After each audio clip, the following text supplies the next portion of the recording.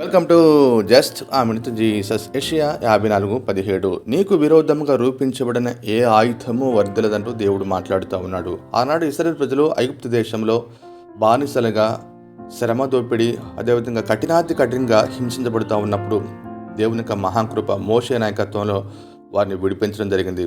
ఫరో మీరు వెళ్ళండి మీ యొక్క స్వదేశానికి వెళ్ళినప్పుడు వారు వెళ్తూ ఉన్నారు. కానీ ఫరో తన మనసు మార్చుకొని సైన్యాన్ని పంపించడం జరిగింది. ముందు చూస్తే ఎర్ర సముద్రము. దేవుడు తన కృపా కిరణాలను వారి మీద కుమ్మరించడం జరిగింది.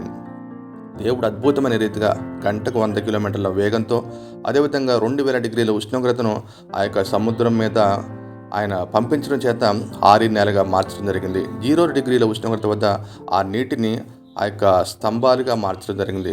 దేవుడు అద్భుతమైన రీతిగా ఆ యొక్క ఎర్ర సందరాన్ని రహదారిగా మార్చినటువంటి గొప్ప దేవుడిగా ఉన్నాడు. కాబట్టి మన జీవితంలో ఏ ఆయుధము వర్ధిల్లకుండా దేవుడు కాపాడేవాడిగా ఉన్నాడు. ఆమేన్.